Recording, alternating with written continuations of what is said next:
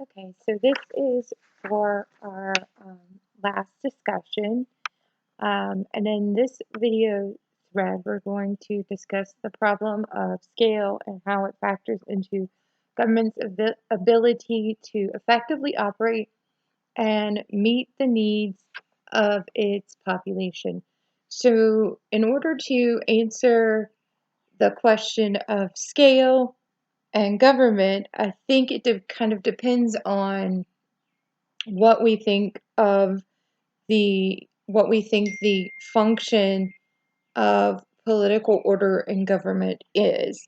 So, according to the video, Proper Size and Scale of Political Order in Modern World, Part 1 and Part 2, by Dr. Don Livingston, he said that in Part 1 that Aristotle viewed political order as being something natural to man and something that spontaneously occurs. On the other hand, he said that Thomas Hobbes viewed political order as something that was not naturally constructed, but something that was constructed by human beings. So Hobbes thought the scale of political society should be very large in order to, while the classical ideal of the Greek Republic was much smaller in nature, and this is sort of the political society that Aristotle subscribed to or ascribed to. On the other hand, we also have David Hume, who is sort of kind of this cross between Aristotle and Hobbes.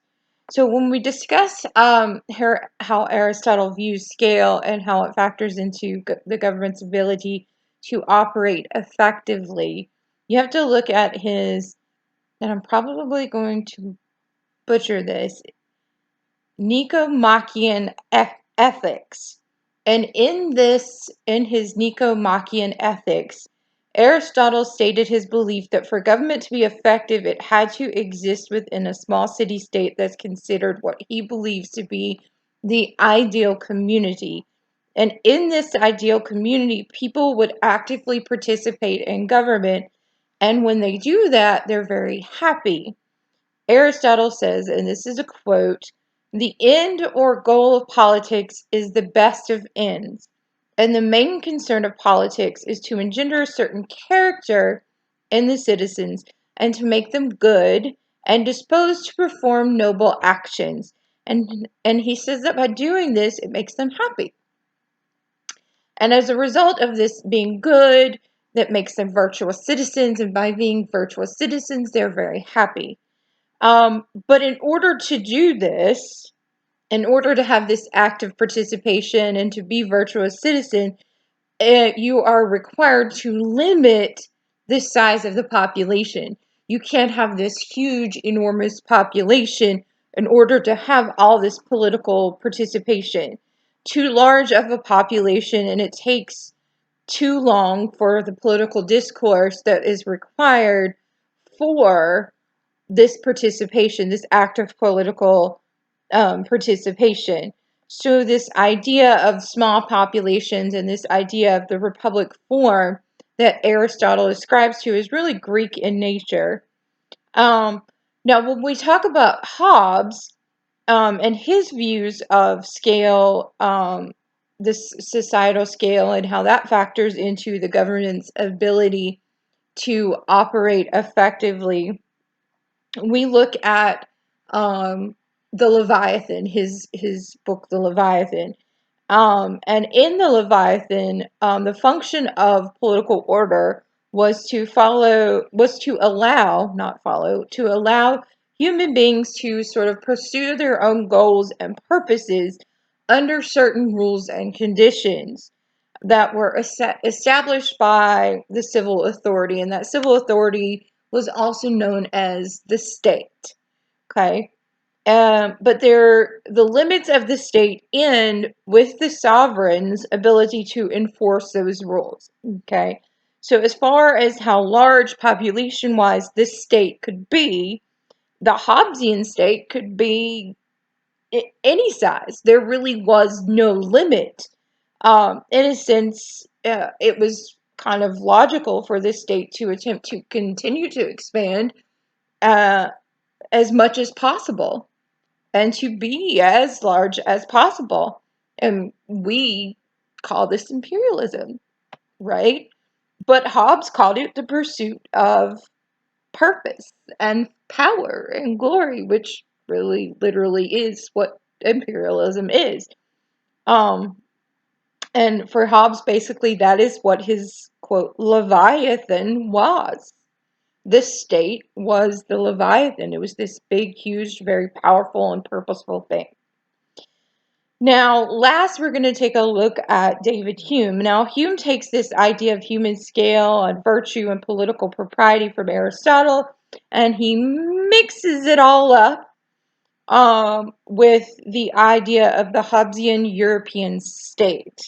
Okay, and he starts his process with the idea that civilization sort of began with these small republics cultivating the rule of law, and this in turn kind of leads to some small measure of stability, okay, that allowed for the creation of the arts and the sciences, okay?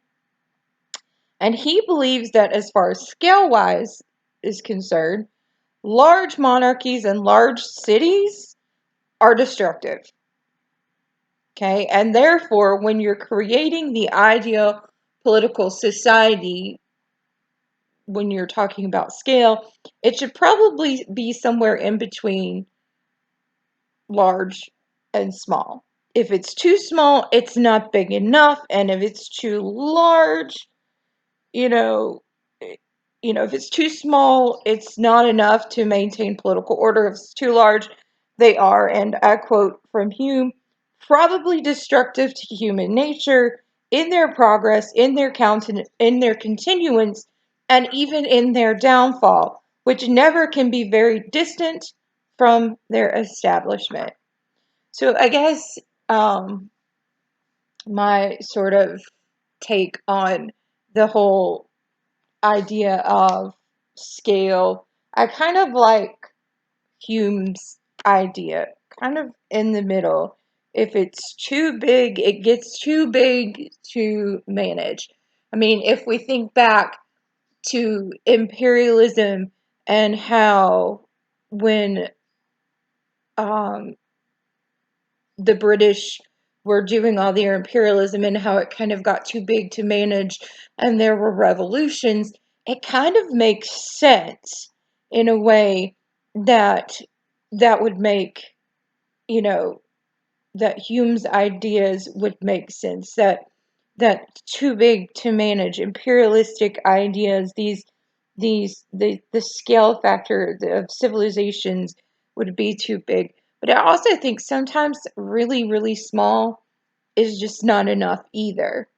Um, Sometimes if you're that small, you end up being kind of absorbed by bigger nations. And so I think by having sort of that sort of in between is, you know, as the three bears say, just right. You can tell my mom, right? Okay, so I guess that's my take on the discussion question of the problem of scale and how it factors into the government's ability to effectively operate.